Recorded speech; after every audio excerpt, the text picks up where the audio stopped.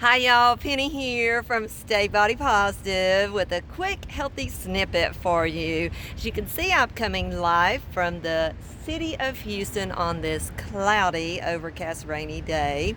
And today we're talking about rosemary and what I like to use it for after a workout. As you can see, I have the wonderful rosemary bush here that I have taken a clipping from. And when you want to take that clipping right where the sprig V's off of the plant so you don't harm the plant. So I've got a couple of rosemary clippings here. Stick with me. I'm going to show you what I like to use it for after a workout.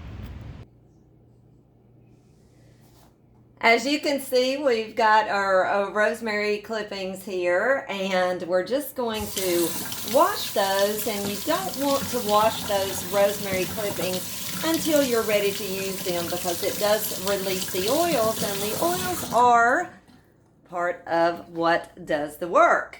So we have the rosemary clippings here. And what I'm going to do is I'm going to take the rosemary and I'm going to press it between my palms. I love the smell of rosemary. It's almost like, reminds me of Christmas. And just press it between the palms, and that's going to release those oils, and roll it just a little bit. And then I'm going to drop it into my water bottle. And what this is going to do is give me some anti-inflammatory properties in my water, because rosemary is one of those herbs that you've heard me talk about many times.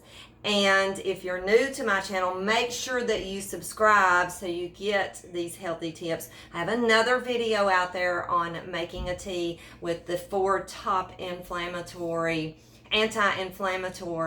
herbs, so make sure you check out that video as well. But definitely rosemary water for the day certainly helps to recover from that workout. I hope you've enjoyed this video. I'm Penny. Stay body positive so you can reap the rewards.